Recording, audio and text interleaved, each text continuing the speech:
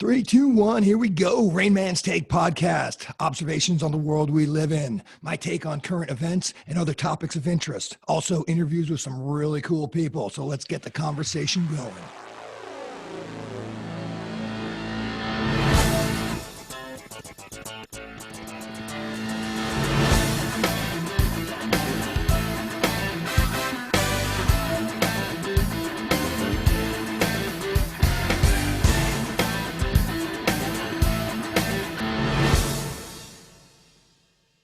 Hey everybody, it's the Rain Man. I want to welcome back my guest, Jerry Hendrix. Jerry, as you remember, was on about a month ago talking about the concept of the free ocean. He's vice president at the Artemis Group, which is a consultant to the DoD. And Jerry is a subject expert, not only in the Navy, but what we're going to be talking about today, and that is the new U.S. Space Command and the U.S. space policy. So, Jerry, welcome back. Thanks for joining me. It's great to be back with you. All right. Hey, I wanted to probably the first question to ask, because it kind of just sort of came into the kind of public conscious last year when Trump started up the U.S. Space Command. Give me a little bit of background of how that came about to that announcement last year. What was taking place over the last couple of years to formulate the U.S. Space Command and the U.S. Space Force? Well, I think the key thing here is probably over the last, let's just say the United States has become increasingly dependent upon space as a key enabler for its manner of war. So I remember, when I went to Saudi Arabia in 1991 at the tail end of Desert Storm, that's the first time that we started using GPS. We had started to get this whole generation of precision-guided weapons. A lot of them were GPS-enabled, global positioning system. And also our communications began to become dependent upon access to satellites. And so, this all begins in the 1960s, but it comes to maturation really in the 1980s, this dependency on space. And that was fine as long as we were the only ones playing in that sphere. But what we've seen over the last 20 years is that both Russia and China have identified that, hey, space is the key ingredient in the American method of war. And so they've begun to look at investments in capabilities that would allow them to interdict us in the space environment. And so as we begun to see them experiment with direct ascent, anti-satellite weapons, or with things that move about in space that kind of maneuver a little weird that make us think that maybe they're looking to be able to interfere with our satellites, suddenly space has become a domain of competition. And I think that President Trump saw that, and his leaders saw that and said, space is really a domain, much like the sea, much like air, much like land, and we need to have somebody that's intensely focused on that. And so Space Force essentially gets created out of that. And I think it was about time. In fact, it was probably a little bit overdue, but we're here now. We have an independent service within the Department of the Air Force, much like the Marine Corps and the Navy are both within the Department of the Navy. You have the Air Force and the Space Force under the Department of the Air Force, and we're ready to be organized and move out to address the threat in that domain. And I was reading. Sorry, I got a little bit of feedback there. I'll cut that out here in a second. So I was reading that there's also a Space Command as well. Does the Space Force fall under the Space Command, or what's that hierarchy like? So Space Command is actually under Space Force. So let's keep this. So that we have the regional combatant commands. So you have INDOPACOM, which is a regional command, and then you have something like Strategic Command, which is really global, but looks at strategic issues. And then you have operational things like I'm trying to think of the Logistics Command. That's sort of our global logistics. So we have these different types of COCOMs. Space Command is a COCOM that is looking at space as a broader domain. But then you have Space Force. So it's kind of like you have the Chief of Naval Operations. He's the senior uniformed person of the Navy, but he's not in the operational chain of command. He's there to make sure that we buy ships, that we train people, and that we maintain those ships. So we call it heads and beds. Someone who's in charge of generating the force. But who are the people who actually take those naval units and then use them? Well, that's the regional combatant commanders. So Space Force is there to generate space capabilities. Space Command is the combatant command that uses those capabilities. So you see what I mean? Yeah, I definitely do. And you, in one of your articles that I was reading, I think it was from 2019, you had a really good analogy about where we are in terms of exploring space and expanding into space in terms of not only commercial, but also potentially militarily as well. Can you kind of talk about, you use the analogy of Lewis and Clark going across the country, and then that establishes sort of now the path for westward expansion. And you kind of use that analogy in the space area as well. Can you talk about that, please? Yeah, so when I wrote that, and I co-authored that with a colleague at the Center for New American Security when I was still there, but it was looking at a space policy. So how do we put this in a context that Americans can kind of understand? And so, we're really at the edge of space. Really, if you think about our level of exploration, we're very much at the Lewis and Clark stage. You get to St. Louis, and we're all, and so you get to low Earth orbit, where we're extremely highly developed right now in low Earth orbit and medium up to geosynchronous orbit. So that's sort of our domain. Lewis and Clark were sort of the people that stretched that out across the western part of the country, began to explore, looking at the Columbia River. Well, that's kind of analogous. We've done some exploration a lot in cislunar between us and the moon, but we've had very little exploration that goes beyond that. We've got some landers and rovers on Mars. We've done some flybys of the large planet. We're really beginning to look very closely at the resources that are available to us in the asteroid belt. We're beginning to understand the geostrategic importance of these things called Lagrange points, where there's these gravity null points that exist between large bodies in the solar system, and where resources and asteroids and rocks can kind of gather. And we're really beginning to map the solar system in finer detail so that we understand where we need to go if we really want to develop it economically as well as strategically. There is a growing military competition that's going on, so we're understanding that there are other people out here who are interested in that. Those other people include Russia, who really was in step with us for a long time. But the Chinese are really coming hard right now into this competition in space. And we know this. I mean, they're building this space station now where they're trying to get a number of large components up. They put a really big first stage up there that had no plan on how to deorbit. And so that came back and fortunately fell into the ocean. But, they're really coming hard into this competition. So I thought that we're really at that Lewis and the Clark stage of things. But what will come next is, and this is what I was excited when I wrote that paper with Adam Ruth a few years ago, is we're really looking at sort of the transcontinental railroad period, where the U.S. government sort of took the lead in sponsoring the laying down of the track and the economic development of the Western United States. And so what Adam and I were talking about at the time was the importance of the government stepping forward and trying to incentivize the commercial development of space. And what we do know is that when you commercially develop a region, the flag will follow trade, which is to say that the military will come out to protect those investments. Right. And so we really wanted to kind of draw that westward expansion historical analogy so people can kind of understand where we are. And that was our attempt within that particular paper. And it's interesting because this ties also into the conversation that you and I had last month regarding the concept of free ocean. And that is you start by, and we'll just use space, you start by establishing some kind of a commercial aspect of space, whether it's going out to find the rare minerals that they think are on the moon, et cetera.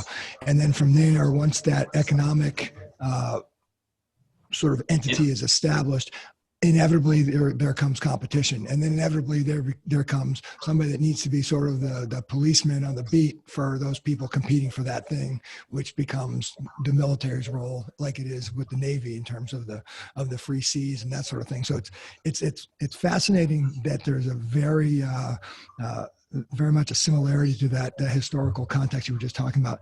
And what blows my mind, Jerry, is I'm reading some of these articles, and they're talking about like jets and stuff. And 10 years ago, you'd think this is crazy, but it is literally right here. The future is upon us, and everything that's going on with Elon Musk and all the amazing stuff he's doing. How important is, or what is that relationship like with the government and SpaceX?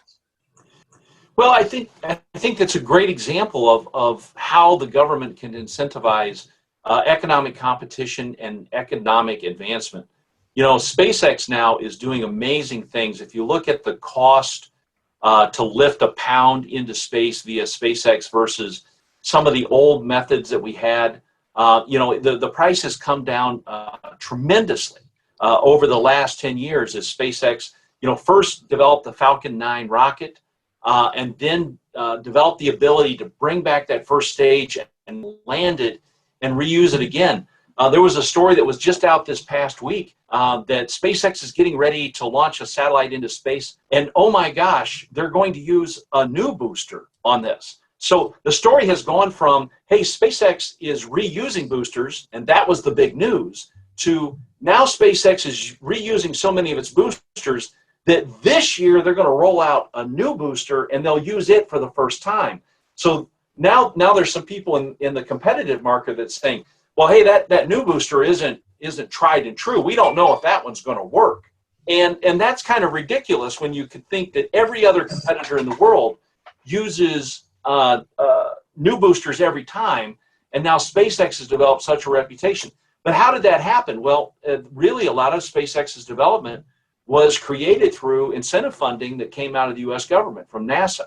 It was those NASA research and development grants to that small company, and then it was NASA and even military contracts to lift satellites into space that really helped SpaceX to develop this capability. And like you said, it's Jetson stuff. When you see these rockets come back and land vertically and know that we're going to be able to turn that around in a couple months and send it back up again, it really is mind-blowing. And I don't know if you watched, but the day that the SpaceX first tested their Falcon Heavy, which was 3 booster cores strapped together. And remember, this is when Musk launched his sports car into Mars orbit because there was no other customer that wanted to take the risk with him on that one.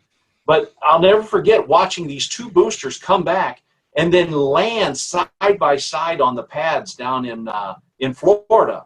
And it was surreal. It was like something out of a science fiction movie, but it was real. And so we've just seen tremendous advancement over the last 10, 15 years.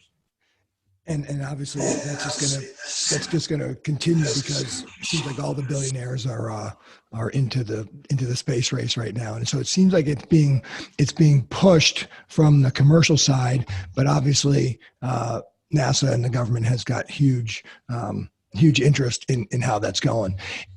One other thing I remember reading, we were talking about, right now because we're in such that more exploratory phase that. Really, right now there's a couple places in the United States where they can be launched from, and up until recently, most of the satellites and things that have been going up to the space station over the last 10 years have all been basically Russian-based spaceports. Do you envision, and I would assume this is going to be the case, that 10 years from now there'll be spaceports like there are airports? Yeah, and we're already starting to see that going on now worldwide.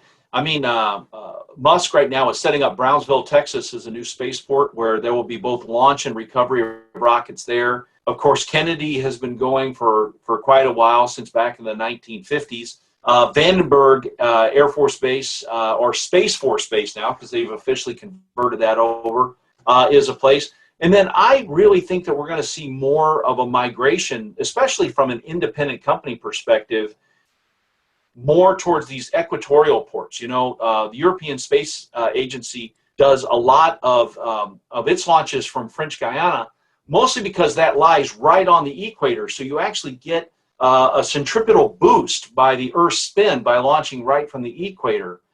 And so I think that you'll see more people start looking at islands or other land structures that lie right along the equator, and that will be a place where you'll want to go. Now, the one thing is you do want to launch somewhere near the ocean. You don't want the condition of what the Chinese face, which their main space launch facility sits in the middle of their country. And so for a long time, they've been raining boosters from their first stage down on their own people in villages.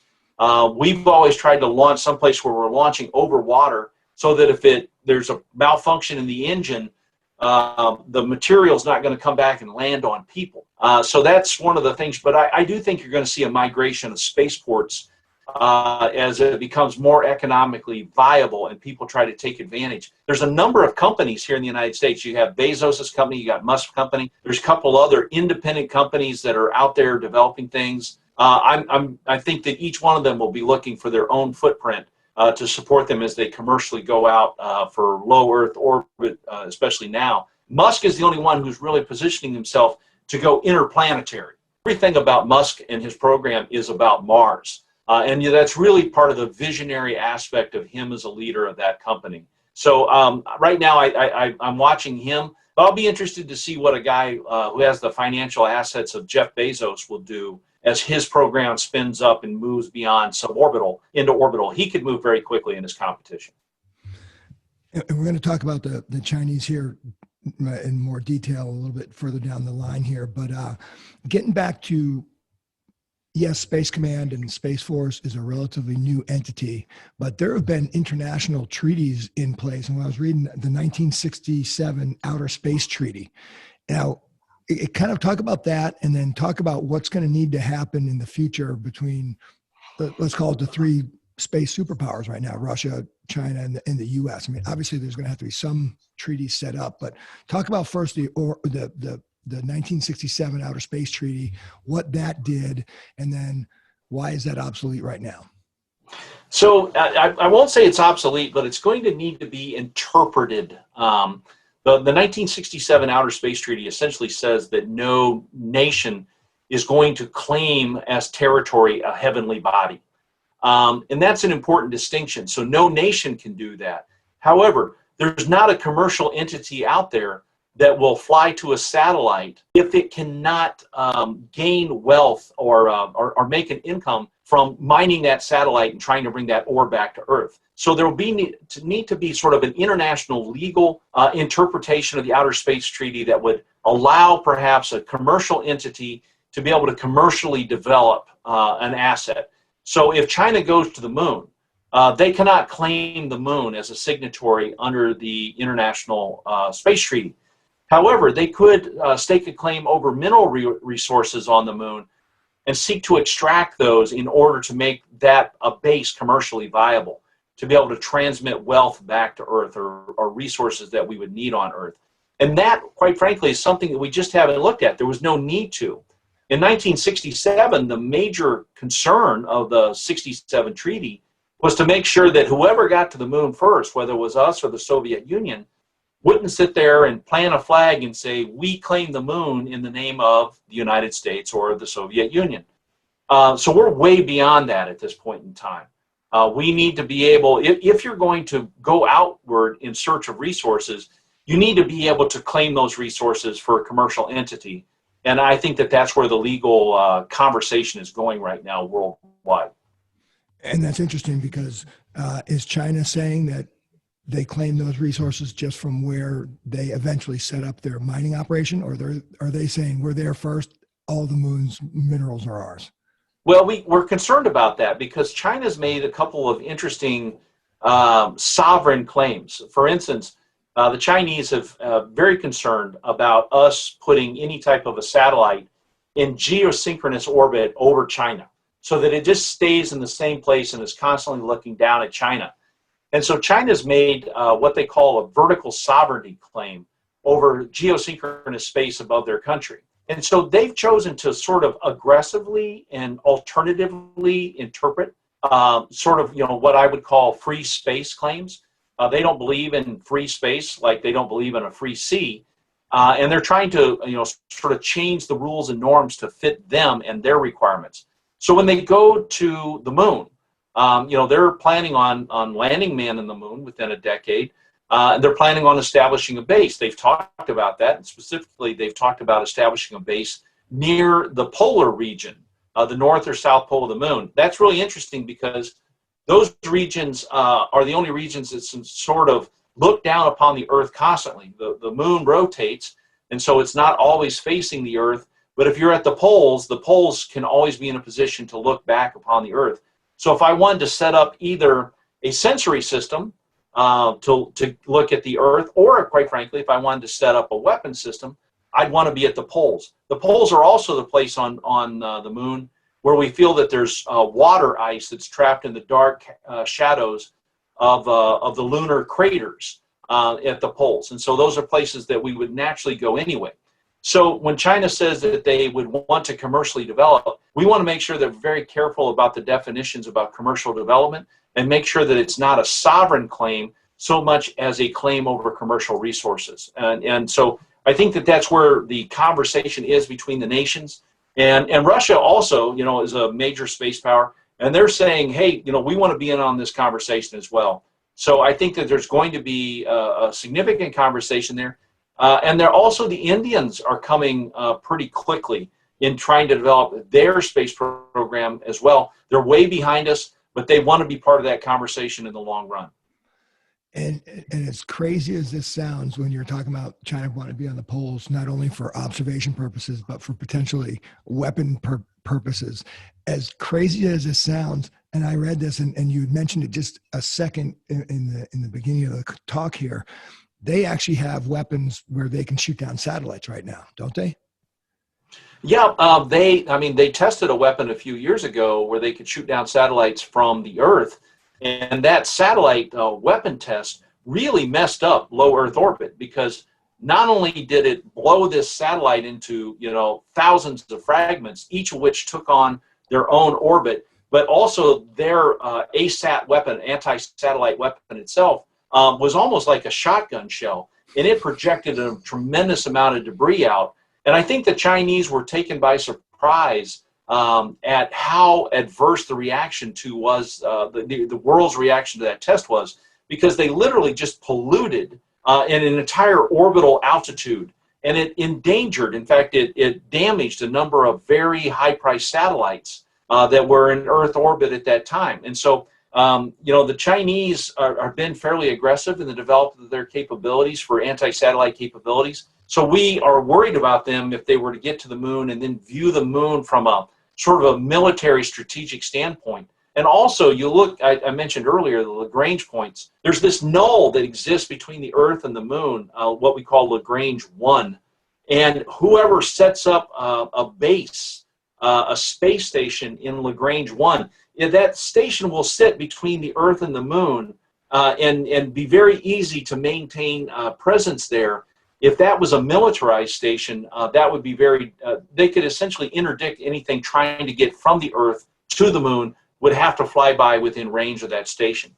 There's a lot of stuff that we need to start looking at, and I'm trying to just start that conversation to start thinking of the space environment as a geostrategic environment that you need to think about within global competition. That competition is really moving outwards, and I don't think that a lot of the people in the United States are thinking about it.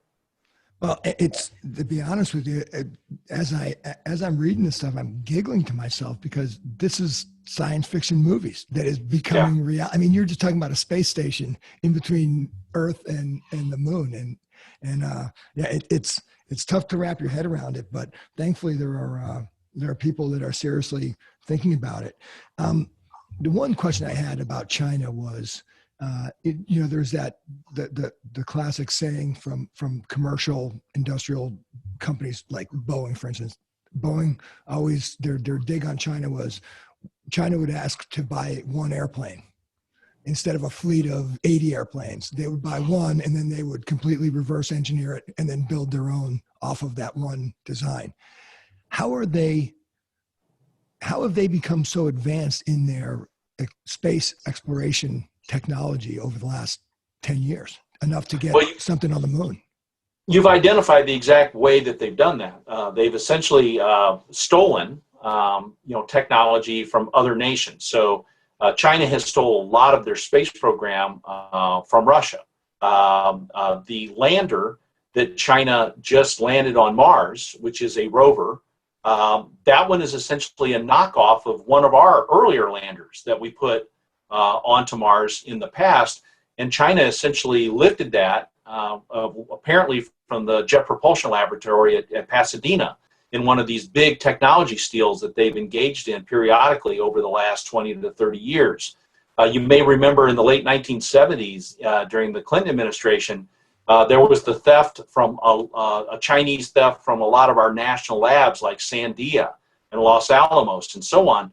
And this was that type of a theft. The Chinese have not been good at developing their own capabilities. And in fact, when they do, you get something like what just happened with this Long March 5B booster that went up to take this big main section of their space station up, and then didn't have a deorbit capability. And so we left 22 tons of metal in Earth orbit, and it took about a week and a half for it to come back, and at great risk to the planet, because the 22 tons was going to come down someplace. It was not going to burn up in the atmosphere.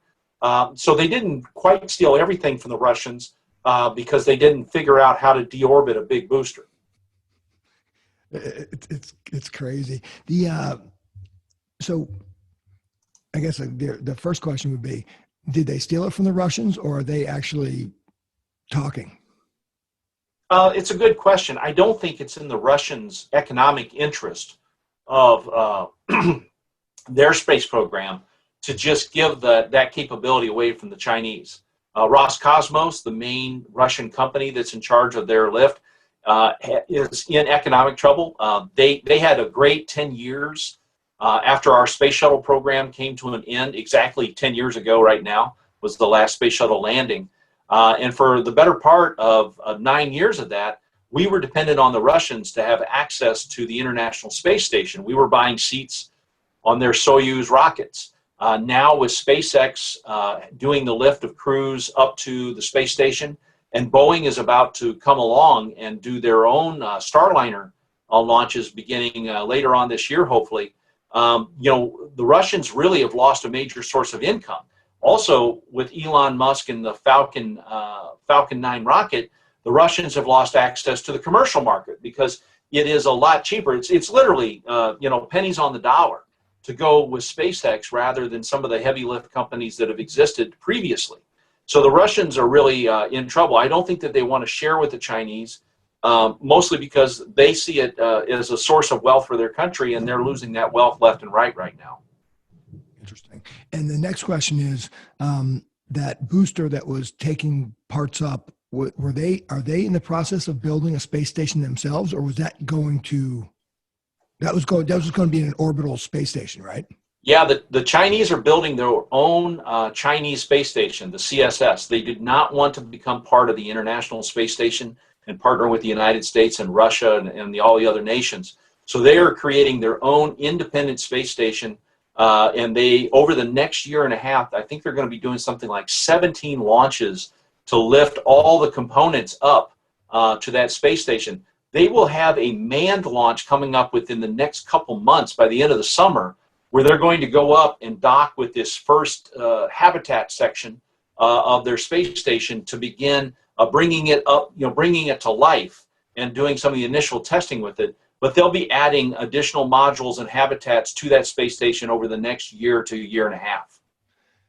There has to be, I have to imagine there's got to be behind the scenes talks between the US, Russia, and China in terms of coordinating these monstrous things orbiting the Earth.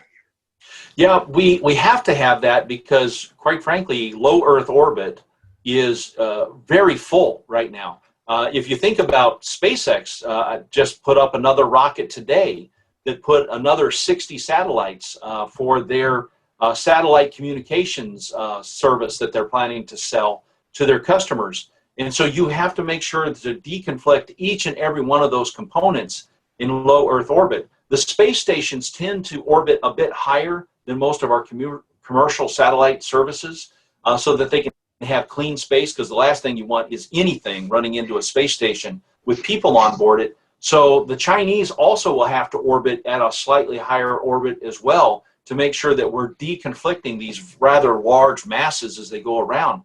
Interestingly enough, the United States International Space Station is going to be coming to its life end within this next coming decade. The plan was always to deorbit that station eventually and to end it.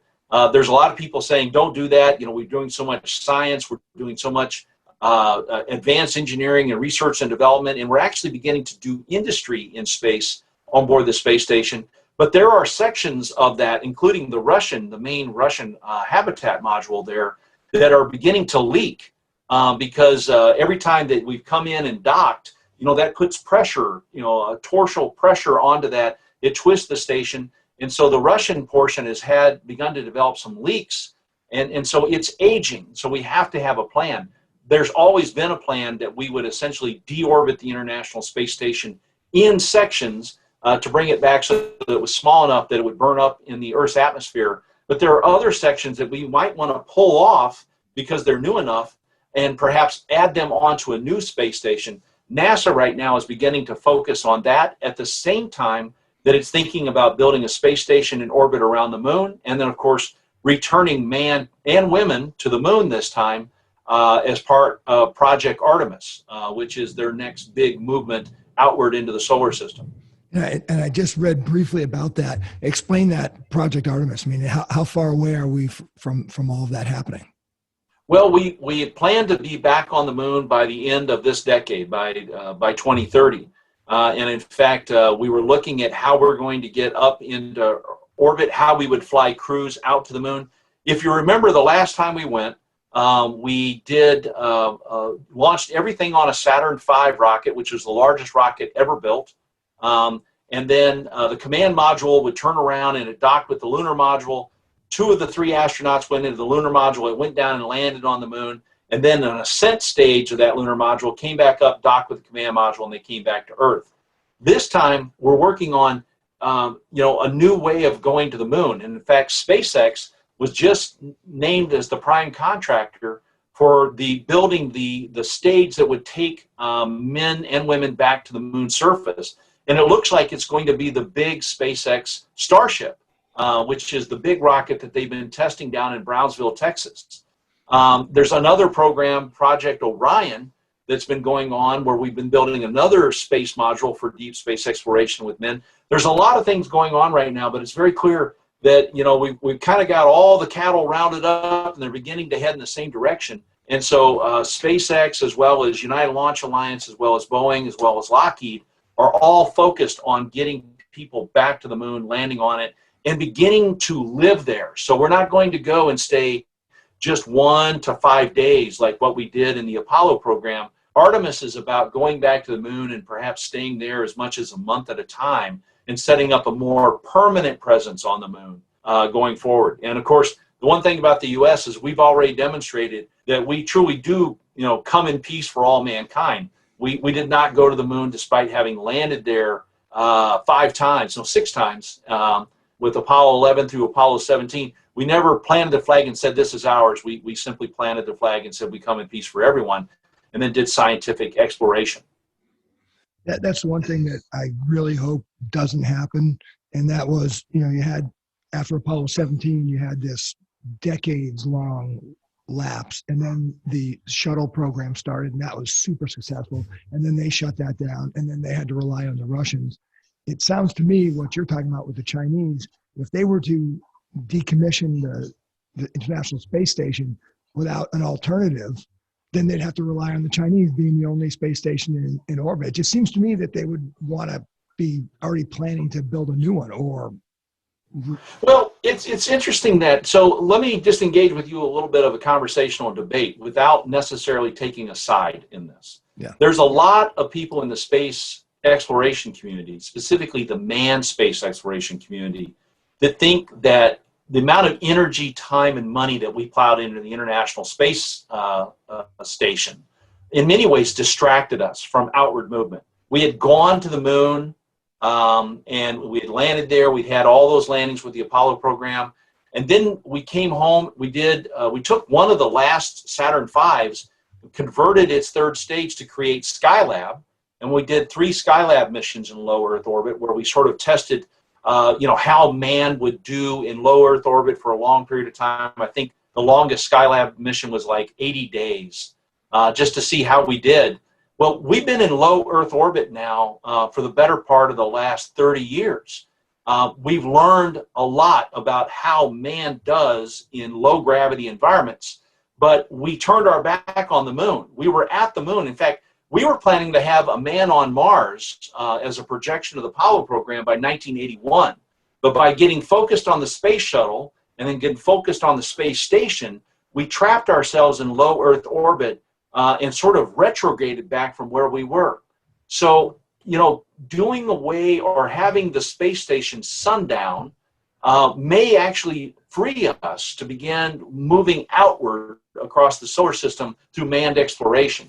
That's the debate that's going on there. And I think it's one, if we could be all things to all people and had all the money, we could continue to do the space station and go outward.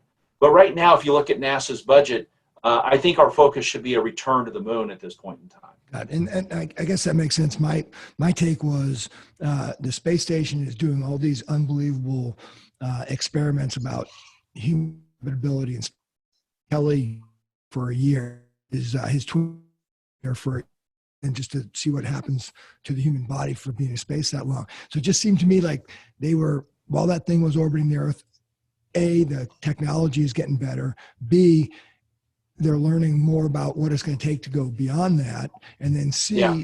and who knows if this was even in the conversation, but how do you have that or something like that in the future be the way station? So you get to there first, you resupply, and then you shoot to the moon or you shoot wherever. So, but I do understand what you're saying. You basically you're relying on a Trans Am from the 70s, where you could be building a Ferrari to go to the moon. So that's one of the things we're looking at about returning the moon. So one of the ideas on the table is actually to build the next space station in lunar orbit, so that man would come from the Earth to the moon to that space station and then shift over to another vehicle and then go down to the moon and then come back up to that space station to return to Earth. So maybe the next space station isn't in Earth orbit, it's in lunar orbit. And by the way, that would be a great place actually to take the next step to actually go from that station to Mars, because it would be a lot less energy to fuel and to go into a Mars insertion orbit from the moon than from the Earth's gravity well. And then that obviously implies that we found the whatever the energy source is going to be to have it up there on that station, ready to resupply whatever vehicle that is that's going to be going out there. Well, we know that the basic energy source that we use for rockets today is hydrogen and oxygen. And the fact is that's water. And if we find it in large deposits of ice near the polar caps, then right there, that's your energy source to be able to power something to go on to another planet. It's just a lot cheaper to sort of take that from the moon's 1/6 gravity, lift it off the moon, than it is to take it from Earth and lift it all the way up in space from Earth. Yeah, it's just amazing. I love this conversation because just 10 years ago, this was crazy talk. It was. When Musk first came out and said, I want to go to Mars. Even then, It was still crazy. And now it's right in front of us. Yeah, this is the first paper that I wrote with another colleague, Michelle Shevin-Coetzee at CNAS, was called From Blue to Black, which was how do we start getting our mind around space? And I proposed using sort of man's exploration of the oceans as a means of thinking about man's exploration of space. And the moon is really just that first near island. We're here at the shore. I can see the island. It's right at the edge of the horizon. So it's maybe 10, 15 miles offshore. So I can't swim there, but if I got a good enough boat, I could sail over there. Well, that's where we've been for the last 50 years, is we're looking at the near island. But now we've actually sent some things out to Mars. So that's a distant country. And we know what exists in the asteroid belt because we've sent some probes out there. And we know that there are moons around Jupiter that have water. and have methane. You want to talk about a great source of rocket fuel? Methane. That's a source of rocket fuel. And we have a moon around Jupiter that has a methane atmosphere and may even have a methane ocean on it. So we know that there are resources out there, but we have to kind of get our mind around it. So when I wrote Blue to Black, it was about trying to think about strategically about space and put it in the context of the near sea, the near island, and then the distant seas, so that we can begin thinking about what type of investment as a nation it's going to take to move outward. And it's a big challenge. It's a lot of fun for me because I'm a strategist and a historian, and I love space. I've met, of the 12 men that walked on the moon, I've ran down about half of them and got autographs from them. I was the ultimate space geek when I was younger, and so I've always been a fan of space, and I'm always wondering how we're going to get there next, where we're going to go next as a population. As you say that, the first thing that came to my mind, I watch the History Channel all the time, and anything that has to do with the Nazis, it just fascinates me as a cautionary tale all the way around. But one of the things that I find fascinating is guys like Werner von Braun, basically the father of American space technology. And my point is that there have been people that have been so out there, that are so far out of the mainstream and so much smarter, it seems like. And that's kind of what we got with Elon Musk right now. It's almost the same type of thing where you look at him like he's crazy until he does something and he proves you that he can do it, and it becomes a reality. Yeah, it's interesting. I've had a chance to meet Mr. Musk a couple times, and you're always interested. When you meet people, you always try to figure out how to interpret this person. What is the lens through which to view them so that you can understand where they're coming from? And I was surprised, delighted when one of the times I had a chance to meet with him in a business setting was his interest in Isaac Asimov's Foundation trilogy. And I don't know if you read that when you were young, but I did, about these 3 books where he talked about how to take mankind forward 1,000 years and make sure we got to the best place that we could be as a species.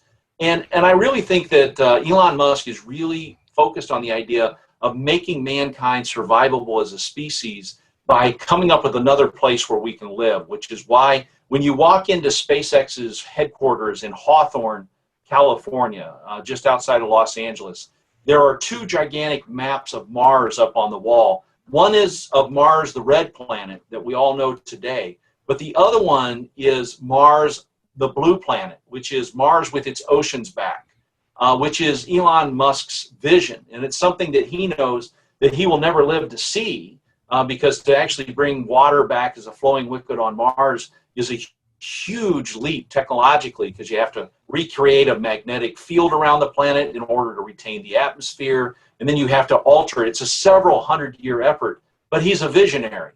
And so it's interesting being around visionaries and understanding just how broad that vision is. There is a reason he's a billionaire and I'm not, and it's because of the breadth of his vision and the energy that he's able to bring to bear to make that vision come true.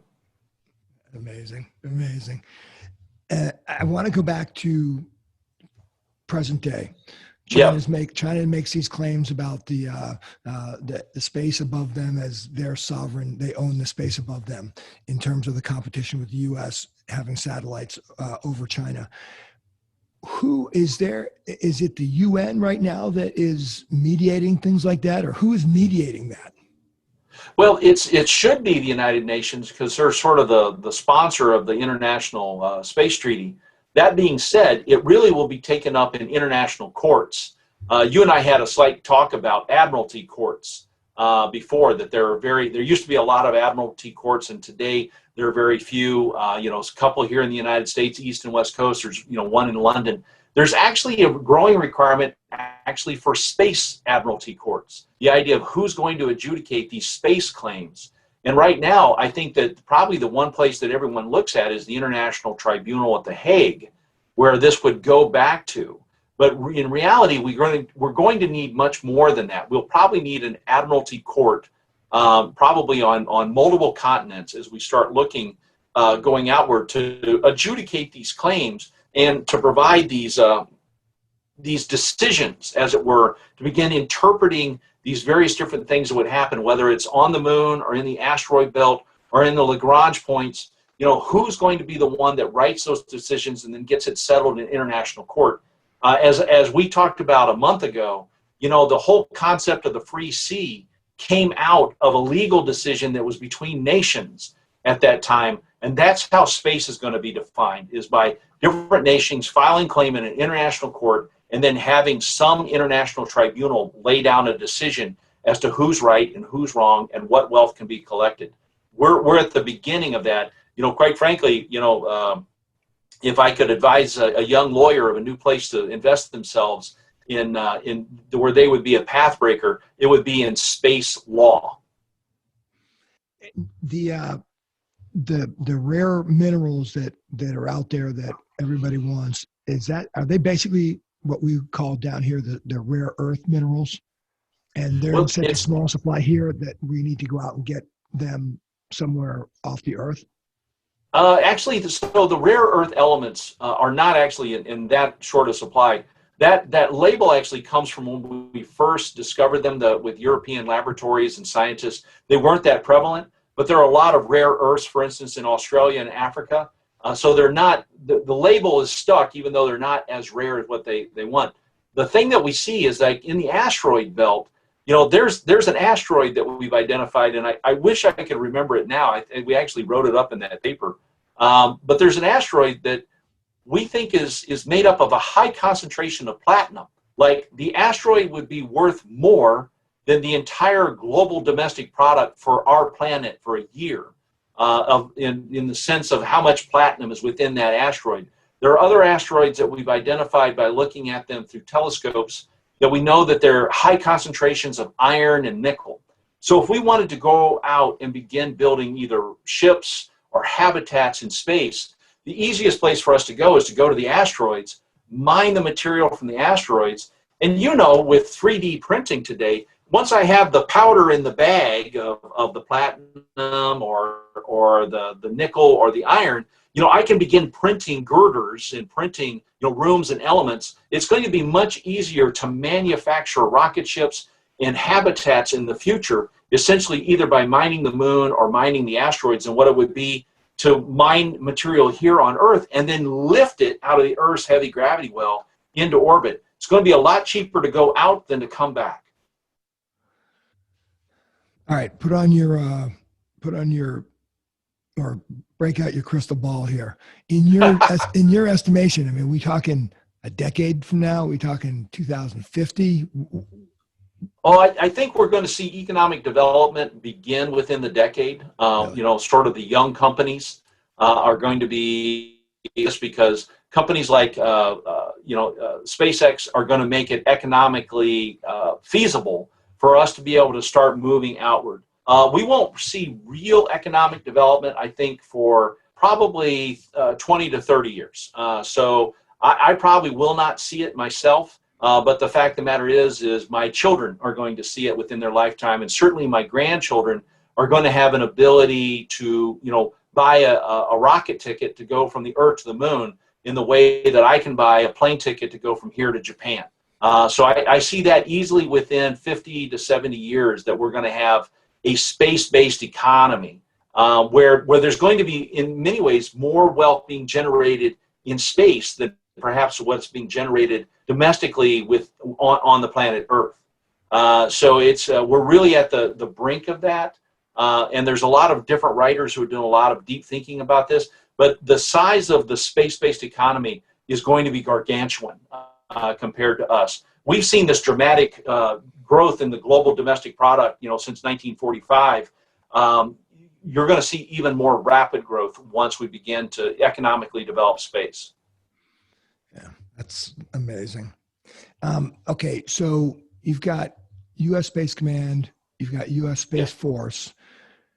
They are, my impression right now, we're in the early stages, so it's exploration, it's expansion, trying to figure out how to commercialize space. Everything seems to be looking from the ground out as far as we can go out. Are there people and are those organizations looking at things coming in from outer space to protect the Earth from that, or is that not their purview? Oh, we've been looking at and tracking objects in and around the cislunar system between the Earth and the Moon for a long time. We've been particularly concerned about asteroids because we had some near flybys in the 1970s that sort of alerted us to the fact. Anyone who's watched, knows the story of dinosaurs, know that everyone, all the dinosaurs got killed by the big asteroid that hit the Gulf of Mexico. So we're aware of this within the geologic record. That we have sort of these planet-wide events that occur.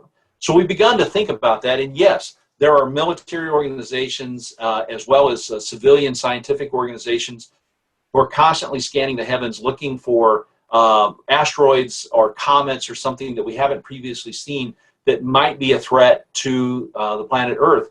We had a near flyby where a large rock from outside of our solar system suddenly shot through the solar system a couple of years ago and actually got close enough to the Earth that we bent its trajectory as it hit our gravity well and then sort of bent around and went out another direction.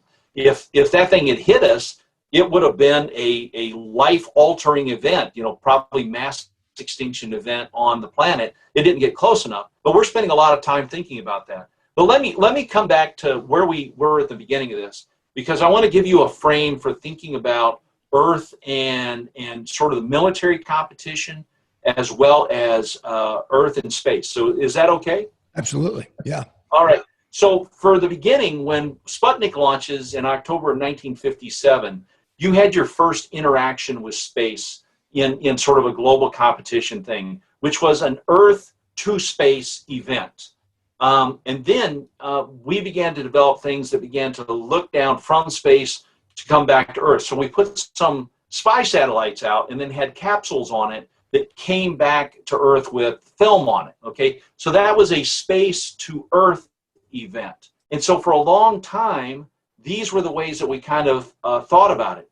When you think about ICBMs carrying nuclear weapons, that is an Earth to Earth through space, because ICBMs actually go into space and then come back into the Earth's atmosphere and then would have a nuclear weapon to be able to hit an enemy. So that's an Earth to Earth through space. The reason why Space Force and Space Command have recently become important to us is we have suddenly realized that there is a space to space competition going on, where someone has put something up into Earth orbit, whether it's low Earth orbit, medium, or geosynchronous, and now has the ability to interfere or destroy or degrade another satellite that we have up there.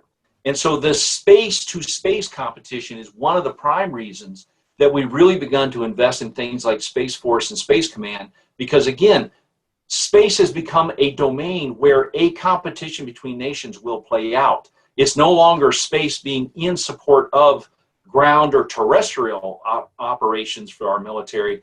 There will be space-on-space competitions and battles that occur, in such that if we were to go to war with someone like China, one of the first things the Chinese will try to do is take out space-based capabilities, because they understand it's a key enabler of the way that the United States goes to war.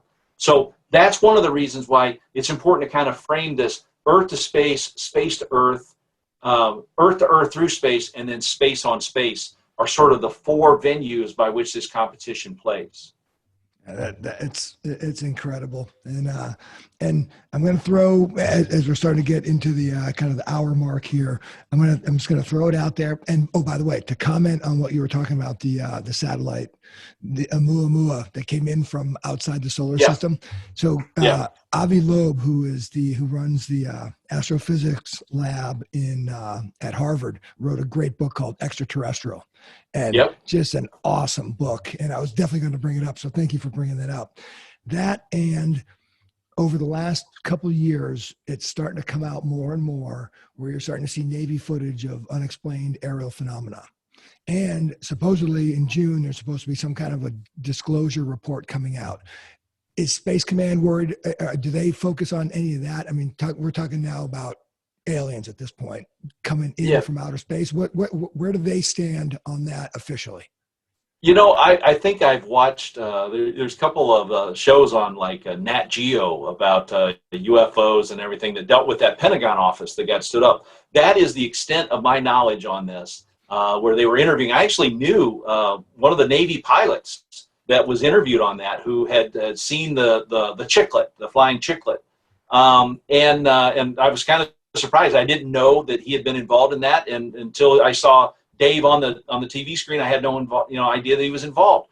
This is a really serious guy. This was one of our best squadron, F-18 Hornet Squadron commanding officers, and he's on there saying, "Hey, look, I saw this. I had a wingman. We went to chase it, and then it left." And so I take, these are serious people. They're not crankcases, and they're talking about this.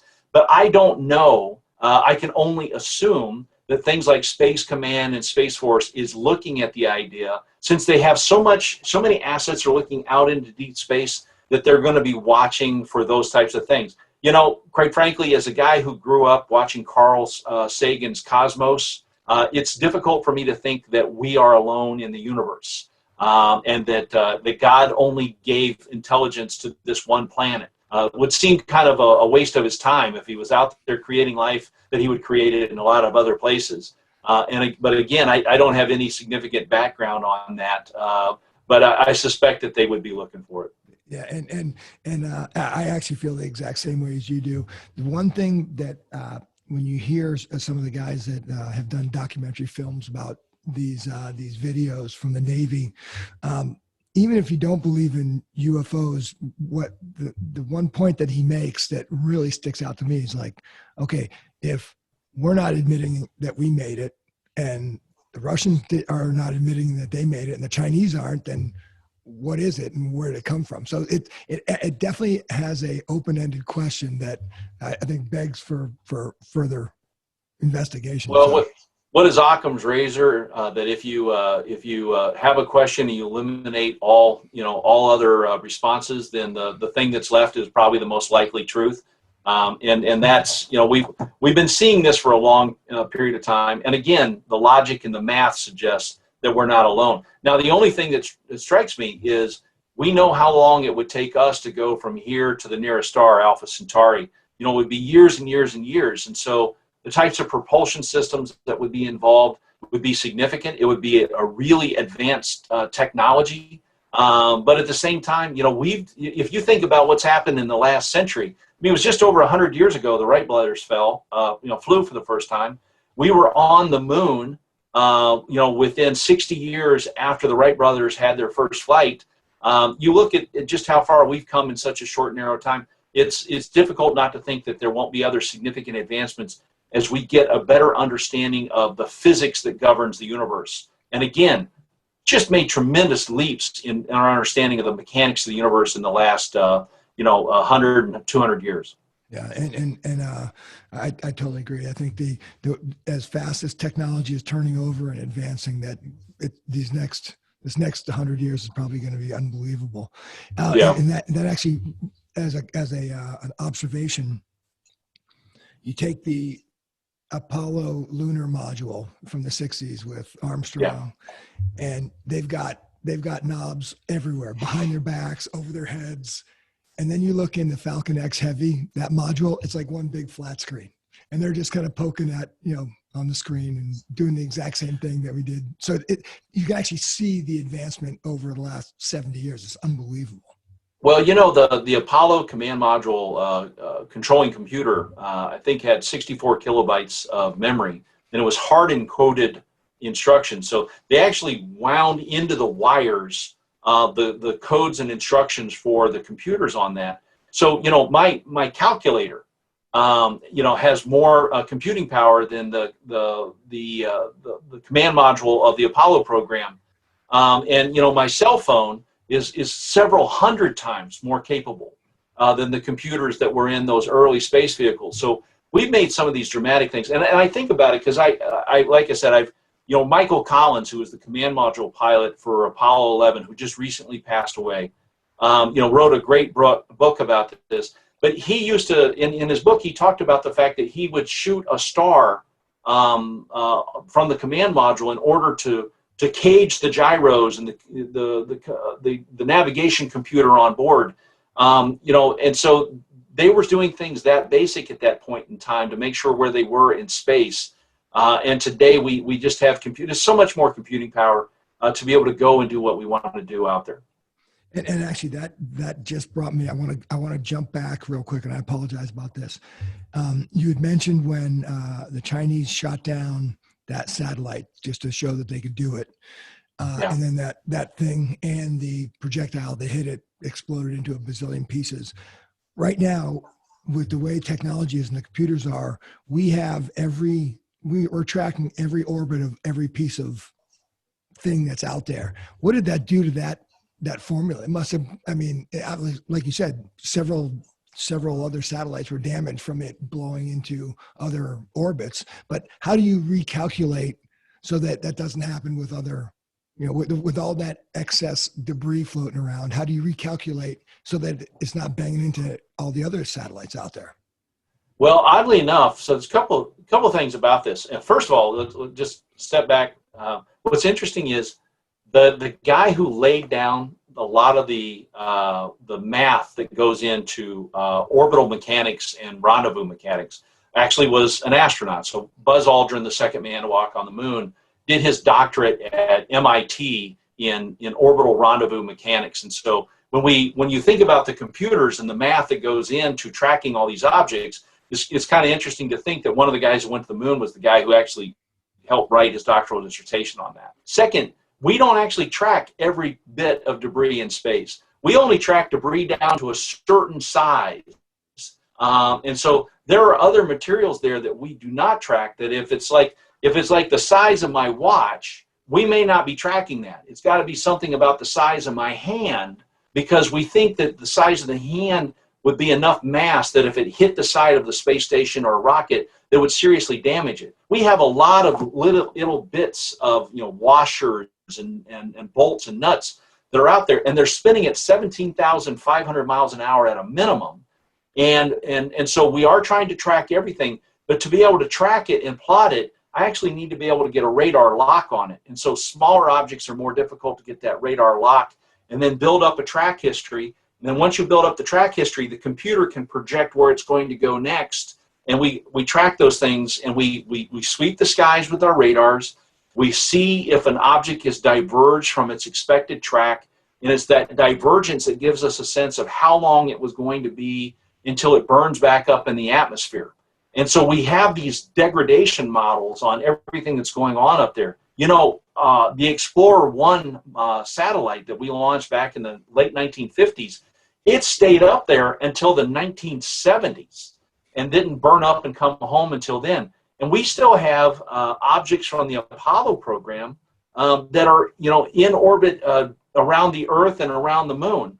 We just recently reacquired a radar lock on the Apollo 10 lunar module ascent stage, which is still in orbit around the moon. And we just figured it out where it's at, and we picked it up on radars. So this thing has been there since 1969, and it's still orbiting the moon. That's a pretty big object, by the way. It held two men, Tom Stafford and Gene Cernan, and it's still orbiting around the moon. So we're still sort of gaining our understanding of where everything is between us and the moon. We put a lot of junk up there, and it's kind of coming back to bite us now, because it's only in the last 20 years that we actually require everything that launches from the United States to have a deorbit plan. It has to retain enough fuel left that when it's done with its mission, it'll put itself back down into the ocean in a planned trajectory. Wow, that's amazing. All right, so last question here, and I really appreciate your time. So they stood up Space Command and U.S. Space Force. So where are we in terms of personnel, and what are the main jobs of the Space Force personnel right now? I mean, what size is it eventually going to grow to, and where are we in relation to that final number? So I think we're only about 10% of where we'll be in the final number. Right now, Space Force is made up of largely of staff people who are watching and monitoring satellites and overseeing their launch and insertion into right orbits. The Space Force doesn't have squadrons, it has deltas. So they've begun to come up with their own terminology for the way that they're structuring themselves. Unfortunately, from my standpoint, they took Air Force ranks, so they're second lieutenants through generals rather than ensigns through admirals. As since space is the ocean of the universe, I thought that they should take Navy rank. But I think that right now they're focused on that low Earth orbit thing. However, as they grow outward, now that they're an independent force and they're able to find their own independent voice, they'll be able to go into the budget process with their service secretary, the Secretary of the Air Force, and then ultimately the Secretary of Defense, and make an argument not only for the promotion of their own people, but also an argument for additional resources because of the competition within their domain. So I expect that they'll grow, and ultimately I think they'll be about the size of the Marine Corps ultimately, probably somewhere around 150,000 people in the end, but right now really a relatively small force. Gotcha.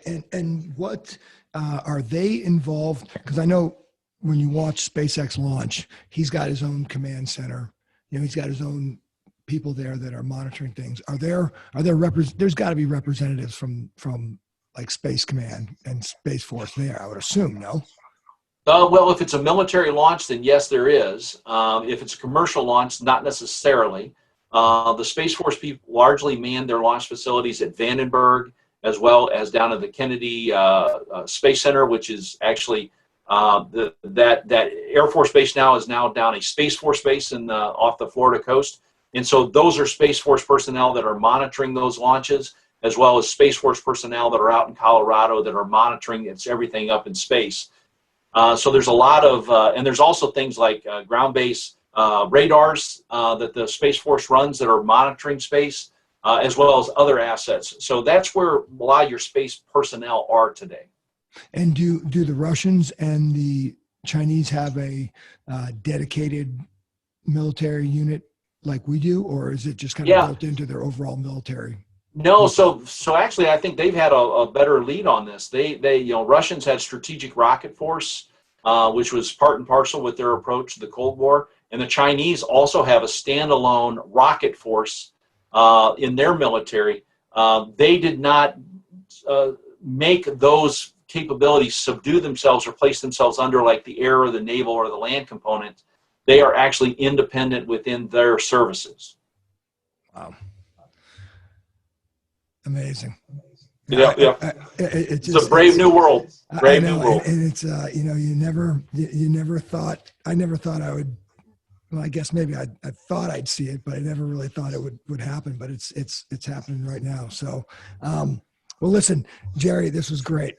Always fun to talk with you. Yeah, I really appreciate your time. What will we talk about next? Well, let's. I'll figure it out and I'll get in touch with you because every time I talk to you, I learn something new and. Yeah, this is going to be the future, and technology is just going to be advancing, and it's going to be really exciting to watch. All right. Well, listen, Jerry, thank you very much. I'll finish it off by saying if you're in the military, the police department, fire departments, or the first responders, if that's you out there, stay safe. Upcoming Memorial Day, please remember those who have laid down the ultimate sacrifice for our country. Jerry Hendrix, thank you very much for your time. It's great to be here. Thanks for having me. All right, guys, this is the Rain Man. Thanks for watching. Thanks for watching Rain Man's Take, observations on the world we live in. If you like the content, don't forget to hit the subscribe button below. You can also follow Rain Man's Take on Instagram at Rain Man's Take. Also, check out our website at www.rainmanstakepodcast.com and send your comments to rainmanstake@gmail.com. Keep an eye out for future podcasts, which will be coming out every Thursday at 5 p.m. West Coast time.